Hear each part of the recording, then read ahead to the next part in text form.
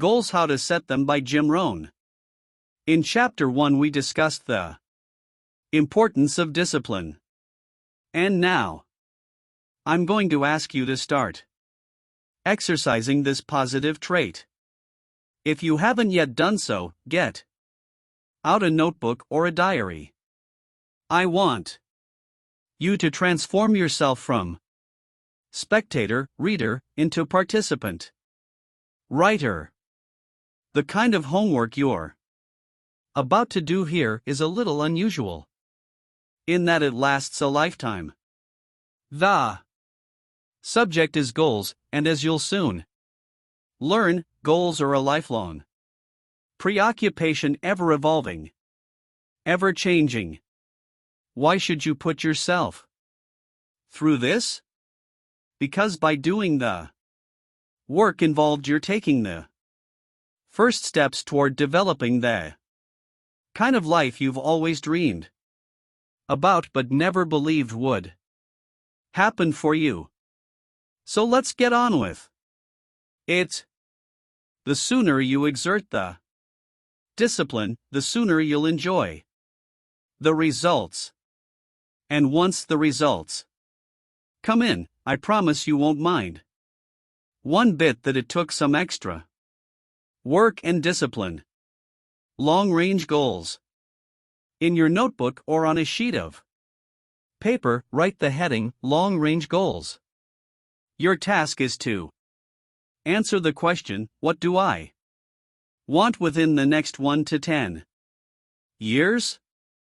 The key to doing this exercise effectively is to take as little time as possible to write down as many items as possible.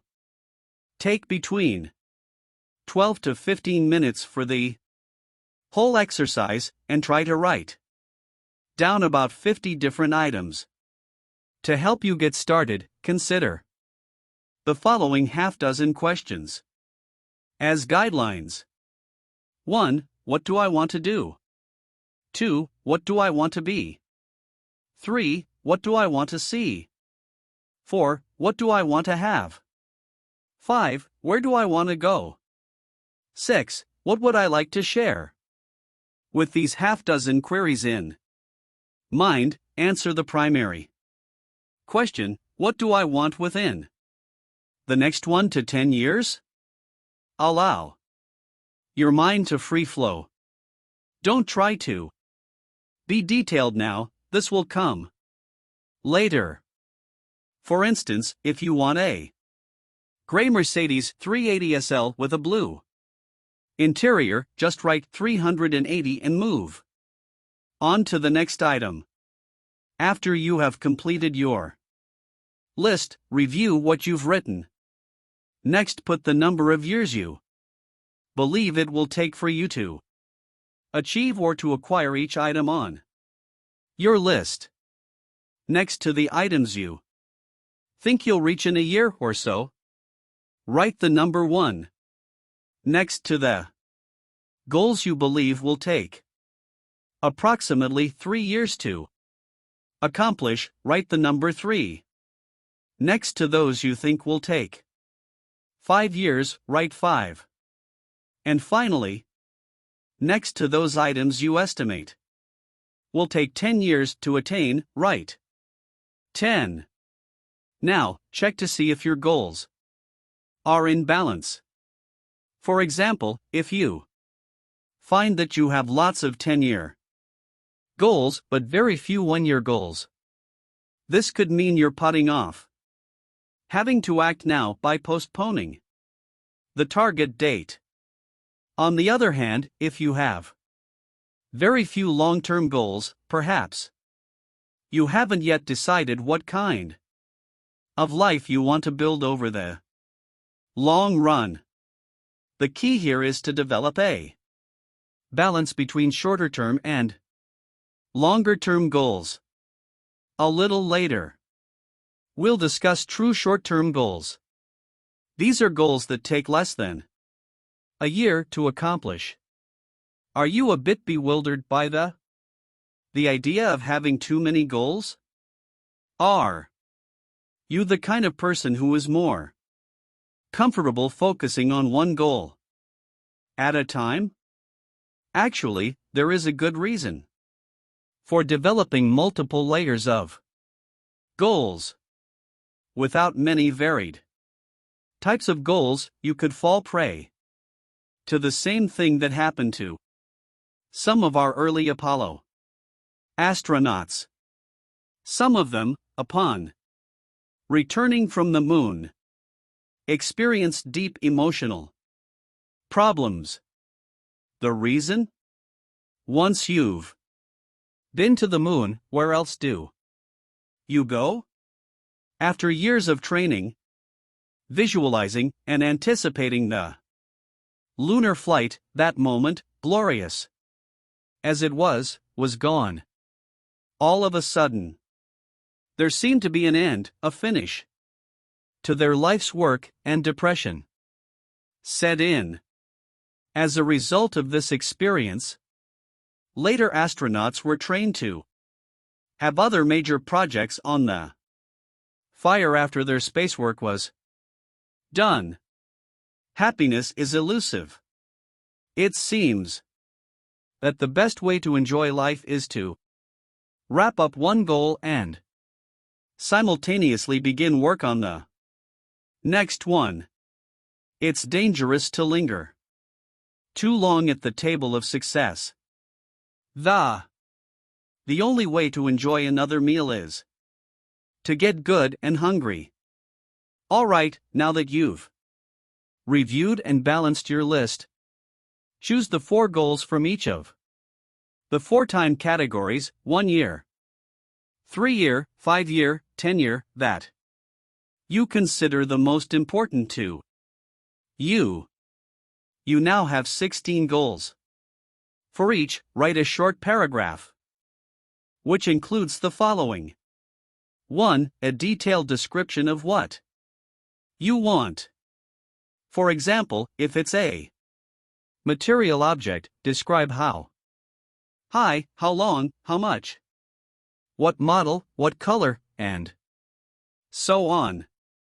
On the other hand, if it's a position or a business you want to start, give a detailed job description including salary, title, budget under your control, number of employees, and so on.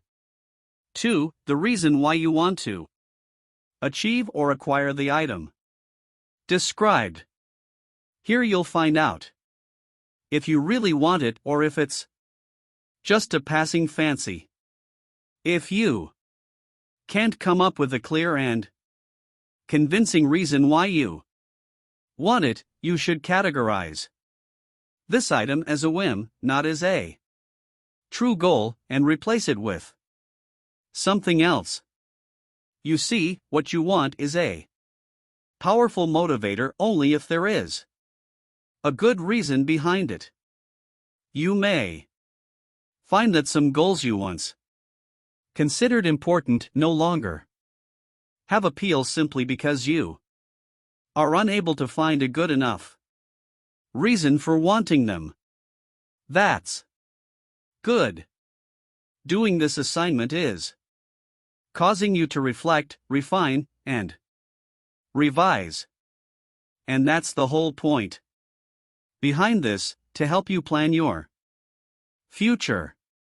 Once you have settled on your 16 goals, copy them onto a separate sheet of paper or into a permanent journal and carry them with you at all times.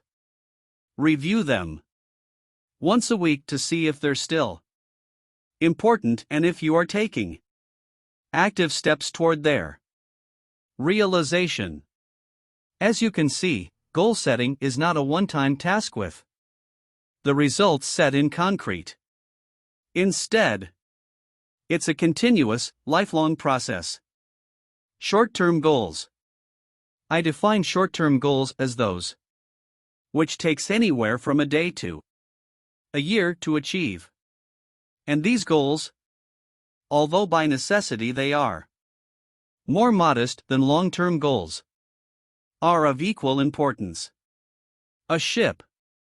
The captain may set his long range, the course toward his final destination. Yet along the way, there are many short-range points of arrival which must be reached for the voyage to be successful. Now, just as in the case of a sea voyage, the short-term goals must be related to your long-term achievements. But they have the distinct advantage of being reachable in the foreseeable future. I call these kinds of goals confidence builders because their accomplishment gives you confidence to go on. So when you work hard, burn the midnight oil, and complete a specific, short-term task, you can enjoy your win and be re-inspired to continue your journey. That's why I urge you to write down in your notebook or journal your short-range projects as well. How you organize this is up to you. You may, for example, arrange them by day, by week, or by month. Or you may position them as subcategories of your long-term goals. Part of the fun of having a list is the ability to check things off. And when you check something off as completed, take time to celebrate your achievement. This celebration could be a moment of satisfied reflection when you finish a small task or a major reward when the accomplishment calls for it. Regardless, do take time to enjoy your victories. It will only inspire you to do more.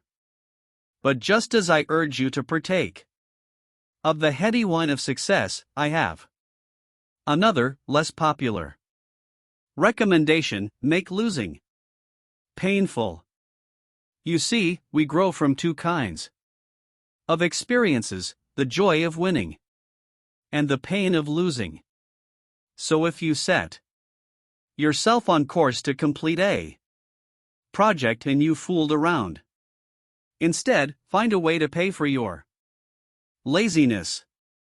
Take responsibility for both positive and negative behavior.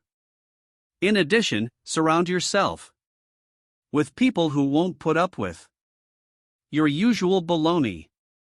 Don't join an easy crowd. Go where the expectations are high, where the pressure to perform is high. That, too, is part of your overall strategy for wealth and happiness. Sliding. I want you to succeed. That's why I'm a little concerned. You see, I know that most of those who read these pages won't persist in setting and refining their goals. Why? Because it's time-consuming, thought-demanding work. And yet, it's ironic that the many men and women who work hard day in and day out at jobs they don't necessarily like, when asked to take time to design their own futures, often reply, "I don't have the time." They let their future, slide. I know that most people don't make definite plans, but don't you be a part of that most? Don't you go around with your fingers crossed and a worried look on your face, hoping things will get better, whether you accept it or not? You are, right now, one of the players in the game of life. And believe me, if you don't have goals to shoot at, you aren't playing a very exciting game.